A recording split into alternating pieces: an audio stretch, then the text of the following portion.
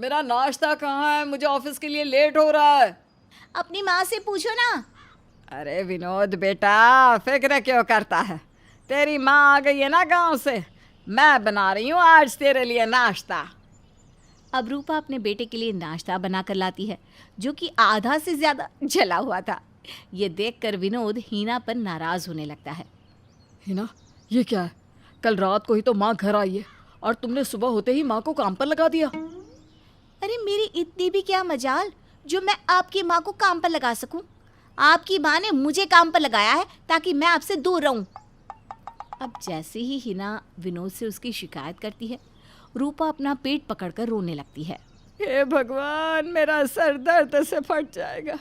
जिंदगी में आज से पहले कभी सर में इतना दर्द नहीं हुआ, पर इस कलमुही की वजह से यहाँ आते ही मेरे सर में दर्द होने लगा। पर माँ जी, दर्द तो आपके सर में है, फिर आपने पेट क्यों पकड़ा है?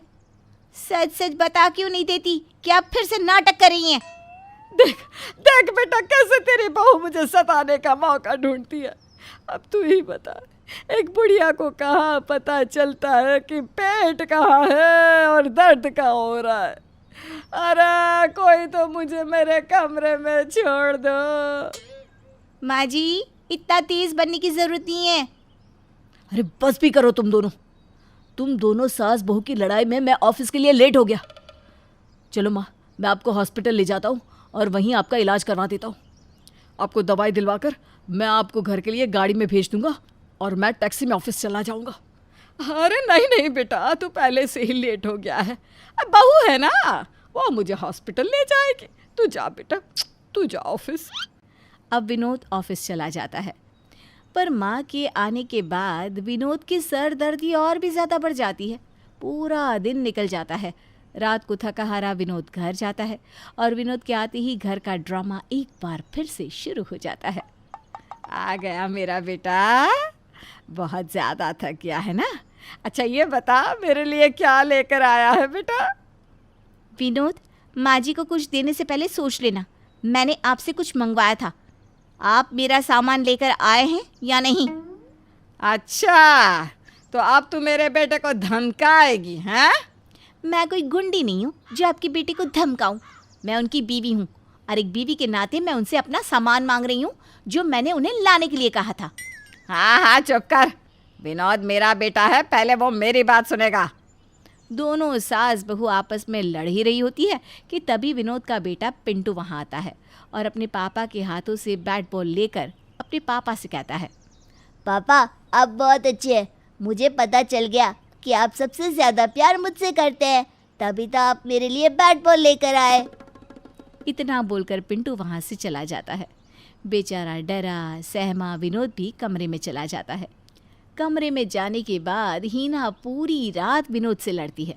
अब इसी तरह से कुछ दिन बीत जाते हैं और एक दिन विनोद ऑफिस में काम कर रहा होता है कि तभी उसकी माँ का कॉल आता है। बेटा, तू अभी तक ऑफिस में ही है? क्या कर रहा है? कुछ नहीं माँ, मैं तो काम कर रहा था। आप बताओ, आपने फ़ोन क्यों किया? कुछ काम है क्या? तू तो स्कूल में भी कुछ नहीं करता था, तभी तो निकम्मा का निकम्मा रह गया। खैर बेटा, तू आज ऑफिस से घर जल्दी आ जाना। शाम को मुझे पास वाले मंदिर में जाना है। मैंने सुना है आज वहाँ कीर्तन है। रूपा फ़ोन पर विनोद से बात कर रही होती है और ये सारी बातें सुन लेती है हीना। अब क्या था, अब हीना भी जल्दी से विनोद को फ़ोन करती है और कहती है, देखो विनोद जी, आपने कहा था कि आज आप मुझे शॉपिंग करवाने ले जाएंगे, पर आज भी आपने छुट्टी नहीं की, इसलिए शाम को जल्दी आना और मुझे शॉपिंग करवाने के लिए ले जाना। हिना, हम बाद में कभी शॉपिंग कर लेंगे ना। आज मंदिर में कीर्तन है, माँ को मंदिर जाना है, तो आज हम मंदिर चल लेते हैं। मंदिर? तो फिर ठीक है, आप और माँ जी मंदिर जाकर कीर्तन भजन कीजिए और वहीं पर खाना खा लेना। और हाँ, मुझे भूल जाना। इतना बोलकर हीना गुस्से में फ़ोन रख देती है। ये सारी बातें वहाँ खड़ी रूपा सुन लेती है और अपने बेटे को हीना के सामने फ़ोन करके कहती है, विनोद बेटा, याद से जल्दी घर आ जाना। आज हम मंदिर ही जाएंगे। अच्छा, रखती हूँ फ़ोन। ये सब क्या नाटक है माँ? आपने अभी देखा ना, मैं विनोद जी से बात कर रही थी। आज हम शॉपिंग करने जा रहे हैं। हाँ मैंने देखा, तभी तो मैंने विनोद को बोला है कि आज वो मंदिर चले। और तू देख लेना बहू, आज मेरा बेटा मंदिर ही जाएगा, क्योंकि मेरा बेटा अपनी माँ से ज़्यादा प्यार करता है ना कि अपनी बीवी से। ये आपकी गलतफहमी है माँ जी। विनोद जी मुझसे ज़्यादा प्यार करते हैं। गलतफहमी मेरी नहीं बहू, गलतफहमी तेरी है। आज जब शाम को मेरा बेटा मुझे मंदिर लेकर जाएगा, तब खुद ब खुद दूध का दूध और पानी का पानी हो जाएगा। अगर ये बात है तो आप भी देखना, विनोद जी माँ से ज़्यादा बीवी को प्यार करते हैं और आज वो मेरे साथ शॉपिंग करने ही जाएंगे। आज पता चल ही जाएगा विनोद जी के लिए कौन ज़्यादा प्यारा है, माँ या बीवी। अब दोनों सास बहू के बीच में शर्त लग जाती है। शाम को जैसे ही विनोद घर आता है, दोनों उसका हाथ पकड़ लेती है और कहती है, बेटा मैं तैयार हूँ, अब तू जल्दी से मुझे मंदिर लेकर चल, कीर्तन शुरू भी हो गया होगा। विनोद जी आज आप शॉपिंग करने चलेंगे ना मेरे साथ? अगर आज आपने मुझे शॉपिंग नहीं करवाई तो भूल जाना आपकी कोई बीवी भी है। फिर मैं आपका कोई काम नहीं करूँगी, अपनी माँ के साथ ही रहना, और माँ चली जाए तो माँ के पीछे पीछे पीछे पीछे गाँव चले जाना। हे भगवान, देखो तो इस कलमुही को, कैसे मेरे बेटे को ब्लैकमेल कर रही है। मेरे लाल, मेरी तरफ देख, तेरी इस बूढ़ी माँ ने तुझे पाला पोसा है और ये बीवी भी मैंने ही ला कर दी है तुझे।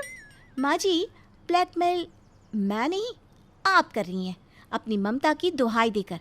पर भूलिए मत, अब आपका बेटा किसी का पति बन चुका है और अब वो मेरी ही सुनेंगे। मेरा बेटा मेरी सुनेगा, वो मुझसे ज़्यादा प्यार करता है। विनोद जी मेरी सुनेंगे, मैं उनकी बीवी हूँ और पति हमेशा अपनी बीवी से प्यार करते हैं। विनोद जी आज आप माँ जी को बता ही दीजिए कि आप माँ जी से ज़्यादा मुझे प्यार करते हैं। एक बार मुझे तो बोलने का मौका दो। हाँ हाँ बेटा, तू बोल और बोल कर दिखा दे अपनी बीवी को कि तू अपनी माँ से ज़्यादा प्यार करता है। थोड़ा सब्र रखिए माँ जी, विनोद जी अभी बता देंगे वो किससे ज़्यादा प्यार करते हैं। दोनों सास बहू एक बार फिर शर्त लगाकर आपस में लड़ाई करने लगती है और तभी वहाँ पिंटू आता है और अपने पिता से कहता है, पापा मैं तैयार हो गया और मैंने पता लगा लिया है, नीरू आंटी जी हॉस्पिटल से घर आ चुकी है। अब देर मत कीजिए, जल्दी से चलिए ना, आंटी से मिलने जाना है ना। माँ मैं आपको कल मंदिर लेकर जाऊंगा और हिना तुम्हें भी मैं कल ही शॉपिंग कराऊंगा। आज बहुत दिनों बाद नीरू हॉस्पिटल से घर आई है, मैं ज़रा नीरू को देख कर आता हूँ।